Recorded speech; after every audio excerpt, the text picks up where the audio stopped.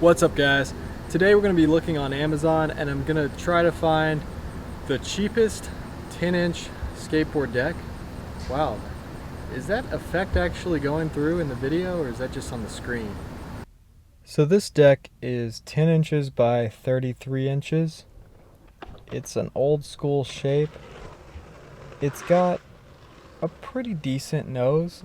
When it first got to me, it was probably one of the decks on the top of the stack because it was really steep. It had good concave, but it had a really steep nose and tail.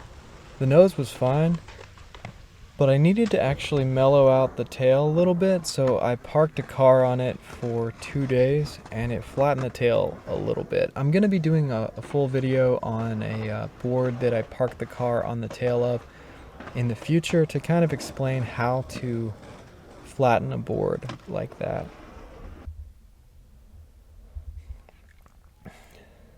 When I first got the board, it was unskateable. I could not skate this board. I just couldn't get any pop. I was getting ghost pop. The tail was just too steep and it didn't seem to work with any setup. I've tried several different trucks and wheels on this board, and what I found worked the best was Indy 169s and 60mm Spitfires. With this combination, I could get really good ramp skating and some really good power slides and stuff like that. I've got 3 rails on the board right now, which makes it very slippery for any kind of grinds. I'm going to be doing a video about that too. I've already filmed it, but I just haven't edited it yet.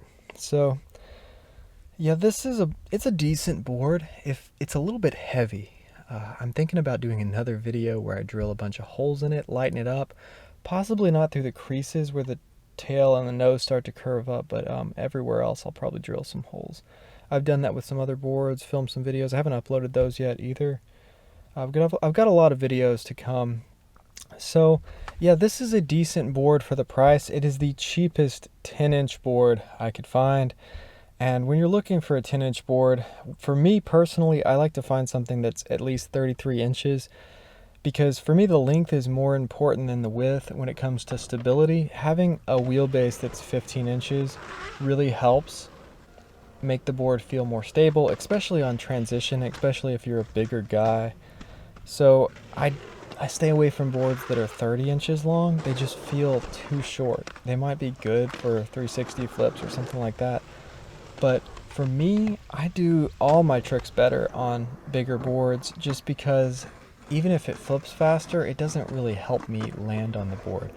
I have no problem flipping the board or spinning the board for a 360 flip. The only thing I have problems with is catching the board and not rolling my ankle. So I tend to do every trick better on a larger and longer board.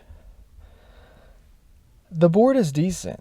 Once I flatten the tail out a little bit, and once I put indies on it and some big Spitfires, it was a pretty good board. I got a good session on it today.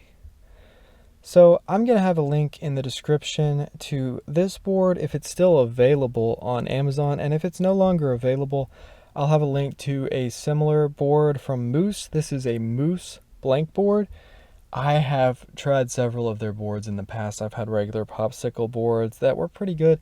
I've had some that weren't, some that were too short, and then I've also had I had an old school board a long time ago from Moose that I really did like.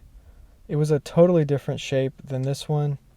It was more rounded in the front and it curved in a little bit more before the tail, and it curved out a little. It had a little more fish shape to it.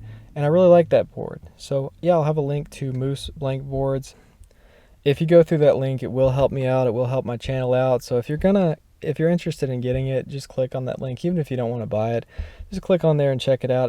These are the cheapest blanks that I've seen. A skate shop would probably have a cheaper blank because they don't have to worry about shipping or anything like that. But as far as on the internet, this has been the cheapest blank that I've found. So I really hope you guys enjoyed this video. If you like this kind of content, reviews, tutorials, and videos about what I'm learning as I grow as a skateboarder, hit that subscribe button and thanks for watching.